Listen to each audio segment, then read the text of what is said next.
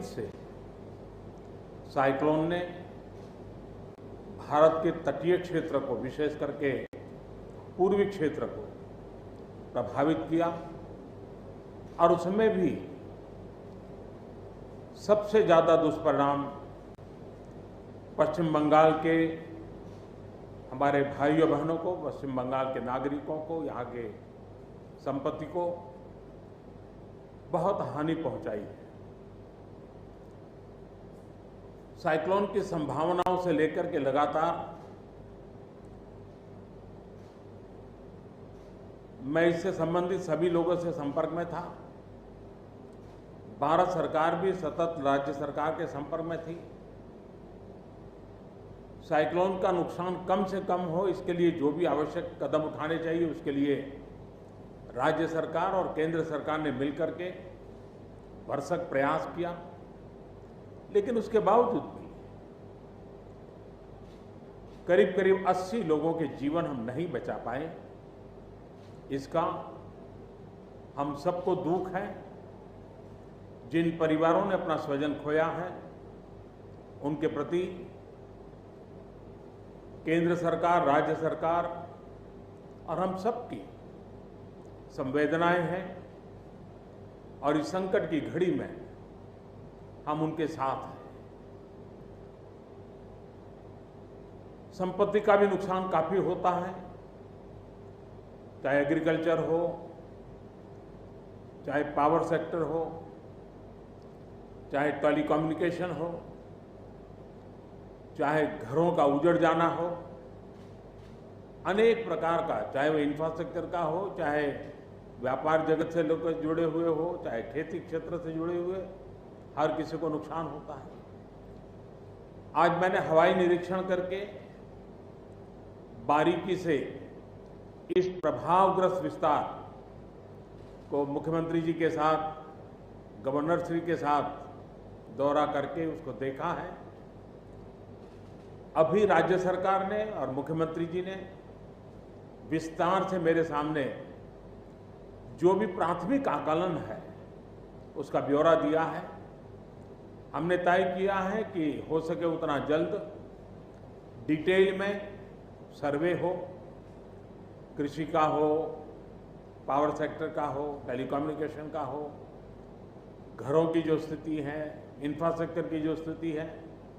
केंद्र सरकार की तरफ से भी तत्काल एक टीम आएगी और वो टीम इन सभी क्षेत्रों में सर्वे करेगी और हम मिल करके रिहेबिलिटेशन हो, रिस्टोरेशन हो, रिकंस्ट्रक्शन हो, उसकी व्यापक योजना बना करके बंगाल की इस दुख की घड़ी में हम पूरा साथ देंगे, सहयोग देंगे और बंगाल जल्द से जल्द खड़ा हो जाए, बंगाल जल्द से जल्द तेज गति से आगे बढ़े, इसके लिए भारत सरकार कंधे से कंधा मिला करके काम करेगी और जो भी आवश्यकताएं होगी उन आवश्यकताओं को पूर्ण करने के लिए भारत सरकार के जो भी नीति नियम है उसका पूरी तरह उपयोग करते हुए पश्चिम बंगाल की मदद में हम खड़े रहेंगे।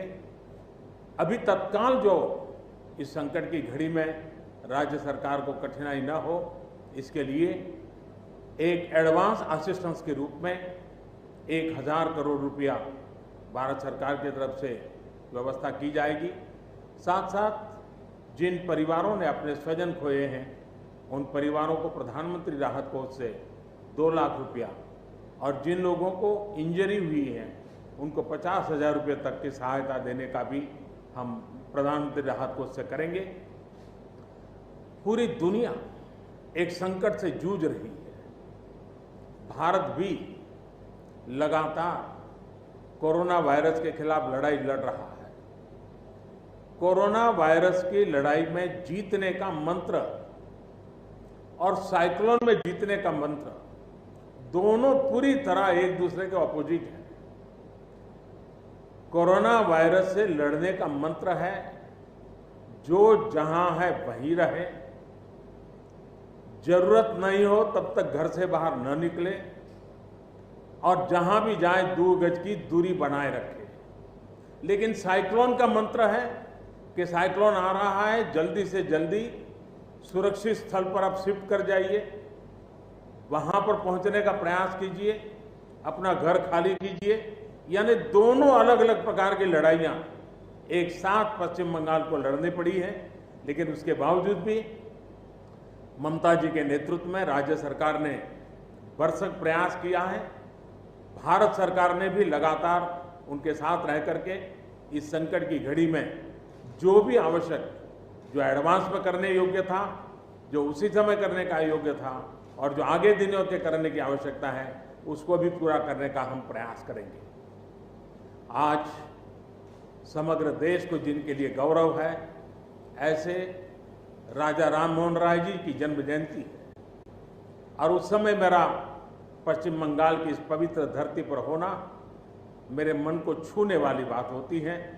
लेकिन संकट की घड़ी से हम जूझ रहे हैं, तब मैं तो इतना ही कहूँगा कि राजा राममोहन राय जी हम सबको आशीर्वाद दें, ताकि समयानुकूल समाज परिवर्तन के जो उनके सपने थे, उनको पूरा करने के लिए हम मिल बैठ करके, मिलजुल करके एक उज्जवल भविष्य के लिए, भावी पीढ़ी के निर्माण के लिए समाज सुधार के अपने कामों को निरंतर जारी रखेंगे और वही राजा राममोहन राय जी को उत्तम श्रद्धांजलि होगी।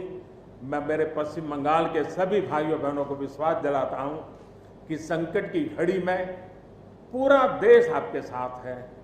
भारत सरकार कंधे से कंधा मिला करके आपके साथ आने वाले सभी कामों में खड़ी रहेगी। इसी संकट की घड़ी के समय आप सबसे मिलने आया हूं, लेकिन कोरोना वायरस के कारण सब नागरिकों से तो नहीं मिल पा रहा हूं। मन में एक कसक तो रह जाएगी। यहां से मैं आज उड़ीसा की ओर जाऊंगा और वहां भी हवाई निरीक्षण करूंगा, वहां के माननीय मुख्यमंत्री जी से, वहां की सरकार से बातचीत करूंगा। मैं फिर एक बार पश्चिम बंगाल की इस दुख की घड़ी में मैं आपके साथ हूं। जल्द से जल्द आप इस संकट से बाहर निकले, इसके लिए मैं पूरी तरह आपके साथ रहूंगा। बहुत बहुत धन्यवाद।